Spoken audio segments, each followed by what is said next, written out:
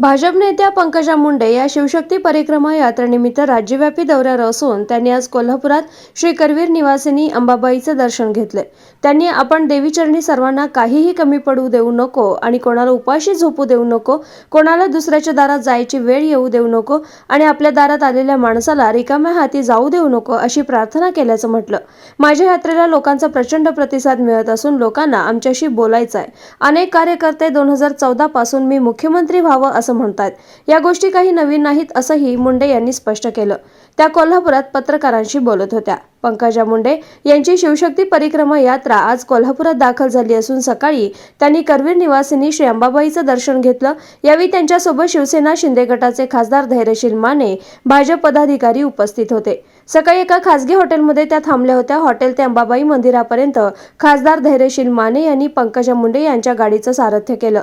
पंकजा मुंडे यांनी अंबाबाईचं दर्शन घेऊन माध्यमांशी संवाद साधला। मी सध्या शिवशक्ती परिक्रमा यात्रा करत असून ज्योतिर्लिंग आणि 3.5 शक्तीपीठ यांसह पंढरपूर, अक्कलकोट या सर्व ठिकाणी जाऊन दर्शन घेत आहे। यात्रेला नागरिकांचा मोठा प्रतिसाद मिळतोय। ठिकठिकाणी जंगी स्वागत होत आहे। अनेक कार्यकर्त्यांना माझ्याशी संवाद साधायचा आहे हे दिसून येत आहे। ज्या गोष्टी बैठकांमध्ये आणि सर्वांमध्ये बोलता येत नाहीत अशा गोष्टी कार्यकर्ते माझ्याशी बोलत आहेत असं पंकजा मुंडे यांनी म्हटलं असून यासोबतच कार्यकर्तेही गेल्या अनेक वर्षांपासून मी मुख्यमंत्री व्हावं अशी इच्छा व्यक्त करतायत। मात्र हे काही नवीन नाही असंही त्यांनी यावेळी म्हटलंय। काँग्रेसकडून देखील सध्या जनसंवाद यात्रा सुरू आहे। त्यांची जनसंवाद यात्रा आणि माझी यात्रा ही पूर्णतः वेगळी आहे। त्यांच्या यात्रेत उपस्थित केलेले प्रश्न हे त्यांचे आहेत। मी माझ्या स्थायी योग्य आहे आणि याचं मला काहीही वाटत नाही असं म्हणत ऊसतोड कामगारांबाबत देखील त्यांनी भाष्य केलं। ऊसतोड कामगारांचा करार संपला आहे, त्यामुळे ते संपाच्या भूमिकेत आहेत आणि सरकारची परिस्थिती पाहता कारखानदारांनी योग्य भूमिका घ्यावी असंही यावेळी मुंडे यांनी स्पष्ट केलं।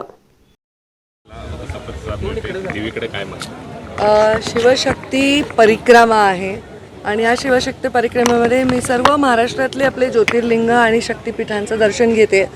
त्याचबरोबर पंढरपूर आहे, अक्कलकोट आहे, असे काही महत्त्वाचे देवस्थान आहेत, त्यांनाही गाणगापूर आहे, मी तिथेही जाते।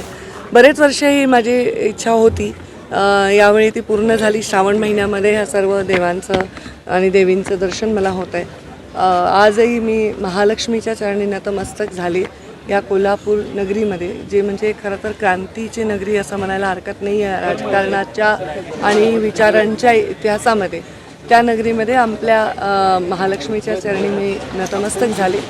देवीला काय मागितलं असं मला बरेच प्रश्न विचारतात आणि बरेच राजकारणी याच्यावर उत्तरही देतात, पण खरंच देवीला काय मागितलं मला सांगता येत नाही, कारण मला देवीला काहीच मागता येत नाही।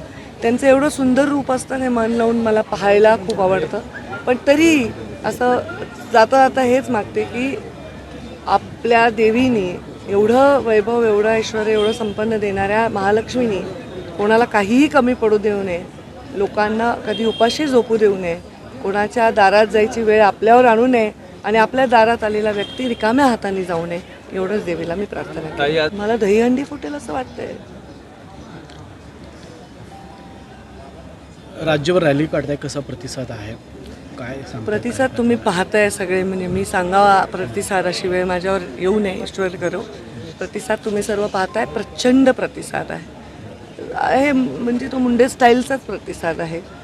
लोकांनी JCB, फुलं, वाहनं वगैरे, मी काल विनंती केली बाबा इथून पुढे नका करू ते, मी थकले त्या सगळ्या सत्कारांनी, आता भेटूया नुसतं। प्रतिसाद खूप आहे, लोकांमध्ये खूप ओढ आहे आणि भेटायचं आहे, बोलायचं आहे खूप लोकांना, तर त्यानिमित्ताने एक छान आईस ब्रेक होतोय। कार्यकर्त्यांनी मुख्यमंत्री सुद्धा तुम्ही व्हावं असं काल एका ठिकाणी बोलले, पण महिला मुख्यमंत्री होणार, आता मी महिला तर आहे ना, ह्याच्यात काही वाद नाही। पहिला मुख्यमंत्री हे पहा, कार्यकर्ते ह्या घोषणा 10 वर्ष 2014 पासून देत आहेत, तर ते काही नवीन नाही आहे, त्याच्यात शिळा विषय येतो।